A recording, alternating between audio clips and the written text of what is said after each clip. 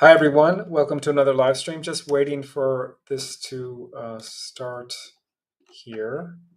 Um, should be there in just a second. Apologies. Let me know in the chat if you have any questions about eggs. I will try and address them.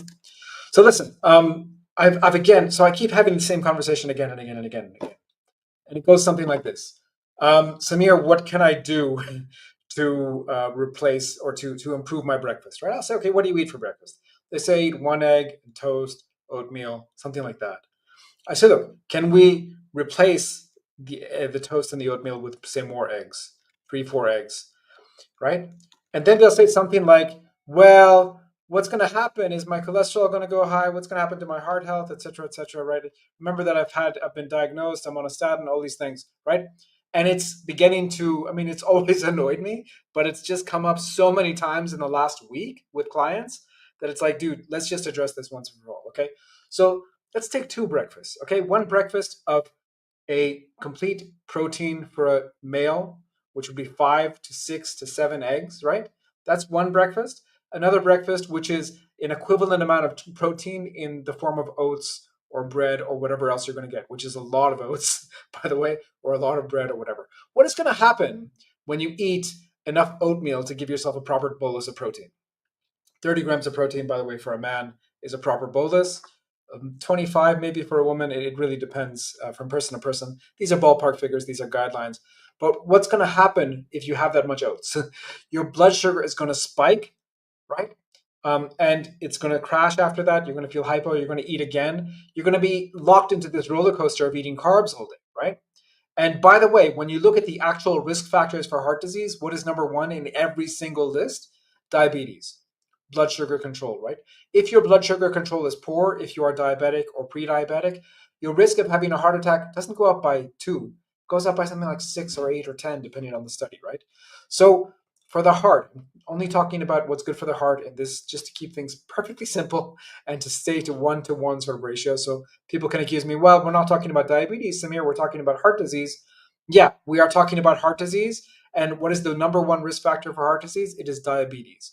So stay away from those foods which are going to spike your blood sugar, spike your insulin very early in the day, right? Now, let's address some of the other common myths that may happen here. So there's people who say, well, eggs have cholesterol, so isn't that going to raise your cholesterol? No. The answer is most of our cholesterol, 80% of our cholesterol, is produced by our own liver.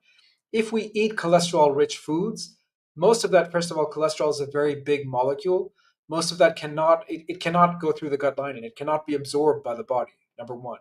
Now, there is a certain percentage of the cholesterol that you eat, which can be processed, I can call it that way, because it is a form of processing, through, it's called cholesterol reesterification, something like that. Reesterification, I think that's the word, right?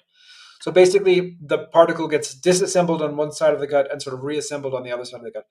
I'm simplifying a very complex process, but that's essentially what happens. Now, you will only do that when the body wants it, right? Otherwise you will not reassemble the cholesterol. And by the way, if the body didn't do that, then the body would just make more cholesterol in the liver, right?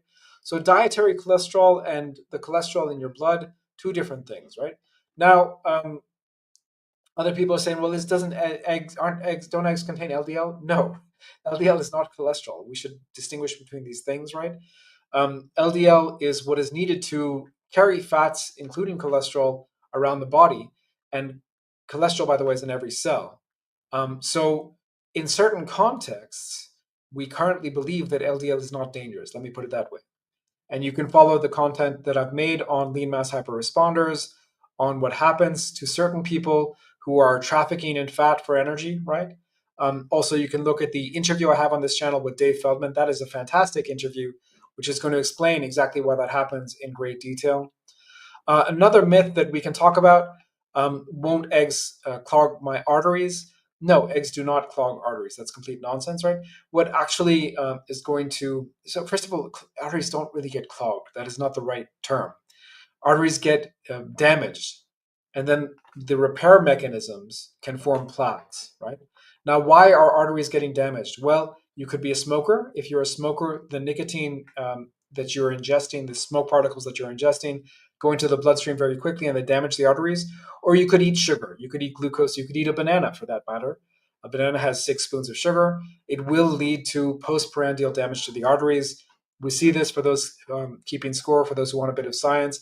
You can look into some studies on what happens after a high sugar meal, what happens to the glycocalyx. The glycocalyx are those little hairs on the end of our arteries which protect us. They're the first line of defense. They get damaged when you eat a high sugar meal, allowing the artery itself to get damaged. And then again, those plaques build up as part of the repair mechanisms. Okay, so now, of course, I've been doing this a long time.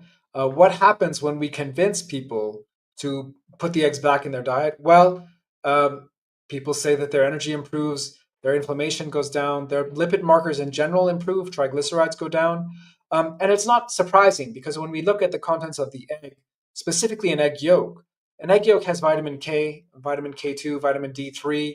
An egg yolk has pretty much everything that you need to reduce inflammation and to repair damage to the arterial wall and so on, and to support the systems in the body that actually reverse heart disease, right?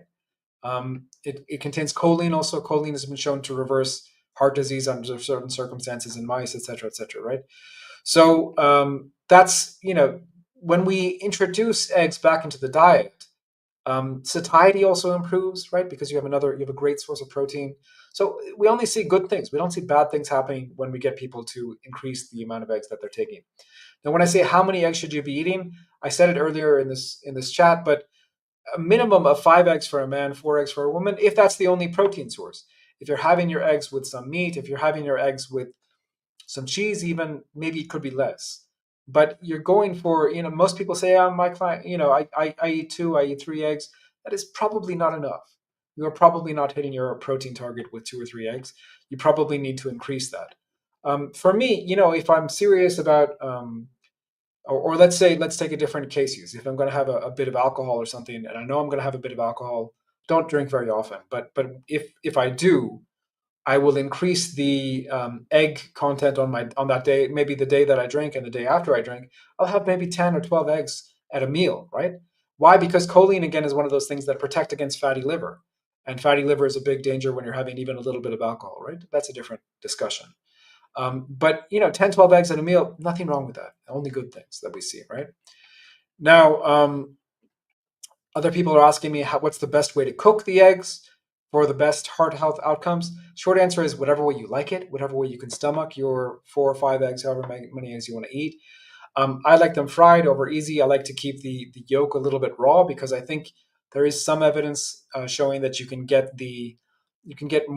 absorb more of the vitamin content of the yolks when it's sort of that softer consistency. I do take them raw too, but I don't necessarily advise that because again, there's dangers around food poisoning and other things. So most people, I'm not advising that they take raw eggs. You can. I don't think in the end, especially the yolk, raw egg yolk is not particularly dangerous from what I can tell. Just be careful to crack the eggs on a flat surface. If you crack against a sharp surface, then you really are introducing bacteria into the egg. But listen, this is not something I can advise on a public video. So um, fry them, scramble them, boil them, whatever you want to do, go ahead and do them. I think it's slightly beneficial to have the yolk a bit softer. That's the only thing I'd say. But the best way to cook your eggs is the way that you're going to eat them, right? Um, yeah. So how so again I still don't understand the fear. What's with the fear of the eggs, right? Now eggs are expensive and so on. That's a different discussion altogether. But if you think that eating cinnamon toast crunch is healthy and you're afraid of eating like 3 eggs or 5 eggs or 7 eggs, come on, man, give me a break, right? If you go back and look at some of the older movies, I'm talking now movies from the 30s, 40s, back in the early days of film, and try and see footage of what people were eating. They were eating a lot more eggs. They were eating, eggs and meat and bacon and sausage and all these kind of things. But they were eating, the quantities were pretty big, right? And remember, that was a time when heart disease was much less than it is today. Now, there's another discussion that heart disease sort of tracks the rise of smoking, which is totally true. But it's a problem in modern societies. It has to do with smoking. It has to do with sugar consumption. It doesn't, in societies like here, the societies that I've met and sometimes work with here in Southern Africa that eat like an ostrich egg, which is the equivalent. An ostrich egg is, I'm not going to remember, but it's the equivalent of about 60 eggs, right? And so people, if they find an ostrich egg, they're going to split that between 1 or 2 people, so the equivalent of like 30 eggs a person in a day. And sometimes in a season, you're doing that for the entire season. You're hunting ostriches, you're hunting ostrich eggs every day for the season. There's no such thing as heart disease in that society. At least it was never documented. We didn't see it at all, right? Heart disease is very much one of what we call the plagues of prosperity. It's a modern disease, right? Okay, so those are some thoughts. Let me know what you think about eggs. Are you eating more eggs than you used to, fewer eggs than you used to? Let me know in the comments. Thanks, and I'll see you in the next one.